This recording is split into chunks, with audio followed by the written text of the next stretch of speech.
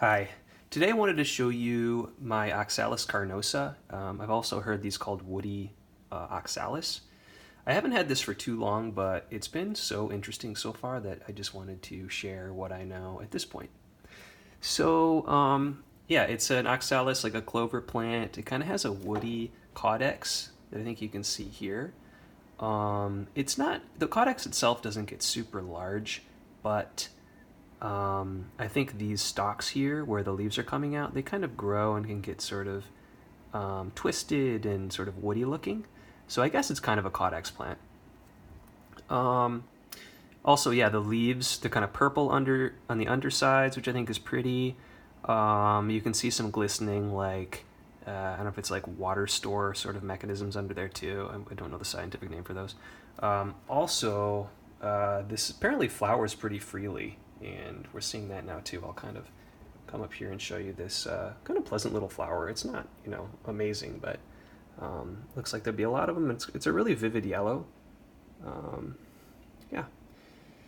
So as far as care goes, I'm treating this like a pretty typical succulent so far. I'm giving this a little bit less of a mineral soil than I typically would, just because I hear these really enjoy water when they can get it, which I guess is kind of a strange thing to say about a succulent, but this is how I understand it so far. It's a really expressive plant.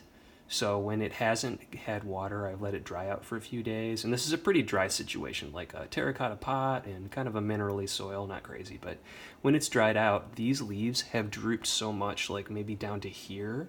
It's kind of been comical almost. But what I hear is that it will grow leaves when it has water, it will lose them fairly quickly. And then when it gets water again, it will sort of wake up, revive, and continue to grow. So I don't think it's necessarily tied to seasons. That's what I understand at least. Which I think is interesting, and it sort of made it sound really forgiving, kind of easy to care for. If you forget to water it for a bit or it dries out too much, it will just drop its leaves. But then when you start to water it again, it will pick up and try to grow more growth. So that's kind of interesting, and it's really shown that so far in probably the month or so that I've had it. I also didn't water for a day or two, and it dropped a bud, which you can see down there, just instantly dropped it. So I think it's very responsive to water.